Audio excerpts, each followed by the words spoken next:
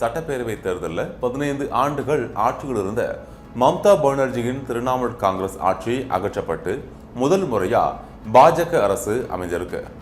அக்கட்சியின் முதல்வரா பதவியேற்ற நிலையில சுவேந்து அதிகாரி தொடக்க முதலே அதிரடி காட்டி வராரு.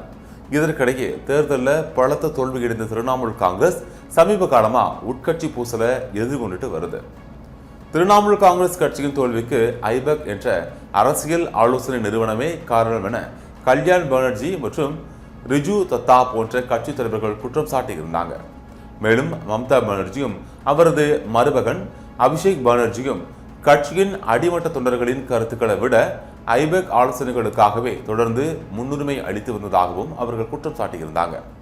இந்த நிலையில் இதே குற்றச்சாட்டு திரிணாமுல் காங்கிரசின் பராசத் நாடாளுமன்ற உறுப்பினரும் மம்தா பானர்ஜியின் நீண்டகால கூட்டாளியுமான ககோலி கோஷ் தஸ்திதாரும் வைத்திருப்பது அக்கட்சியின் உட்கட்சி பூசலை வெளிச்சத்திற்கு கொண்டு வந்திருக்கு.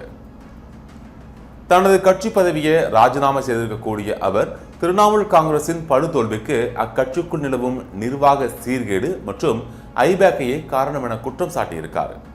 இது குறித்து அவர் எழுதியிருக்கக்கூடிய ராஜினாமா கடிதத்தில் சமீப காலமாக மேற்கு வங்கத்தில் நடந்த சில அதிர்ச்சி ஊற்றும் குற்ற மற்றும் ஊழல் சம்பவங்கள் சாமானிய மக்களின் மனதில் இயல்பாகவே கேள்விகளையும் அச்சங்களையும் எழுப்பியிருக்குது.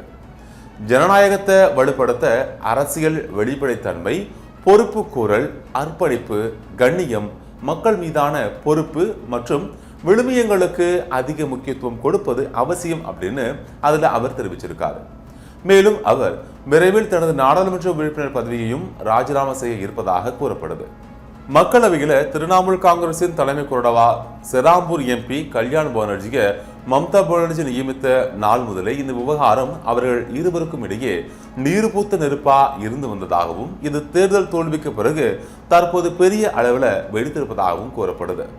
திரிணாமுல் காங்கிரஸ் மீது சுமார் 50 எம்எல்ஏக்களும் 20 எம்பிக்களும் அதிருப்தியில் இருக்காங்க.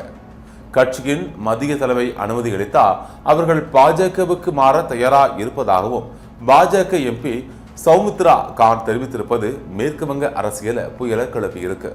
மேலும் கட்சியுடன் தொடர்பில் இருப்பதாக கூறப்படும் தலைவர்களை பாஜக தலைமை கட்சியில் சேர்க்க முடிவு செய்தால் திரிணாமுல் காங்கிரஸ் ஒரு அரசியல் சக்தியாகவே இல்லாம போய்விடும் அப்படின்னு தெரிவிச்சிருக்காங்க.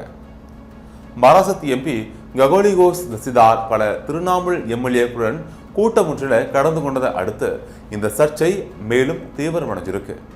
இன்னொரு புறம் சமீபத்திய நாட்களில் பல்வேறு நகராட்சிகளை சேர்ந்த சுமார் 100 கவுன்சிலர்கள் ராஜினாமா செய்திருப்பதும் திரிணாமுல் காங்கிரஸ் கட்சிக்கு பின்னடைவை ஏற்படுத்த இருக்கு.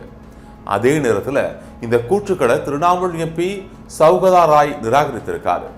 அவர் இது முற்றிலும் பொய் அப்படின்னும் சௌமித்ரா கானும் பாஜகவும் தவறான தகவல்களை பரப்பி வர்றாங்க, இது போல எதுவும் நடக்க போவதில்லை அப்படின்னும் தெரிவிச்சிருக்காரு.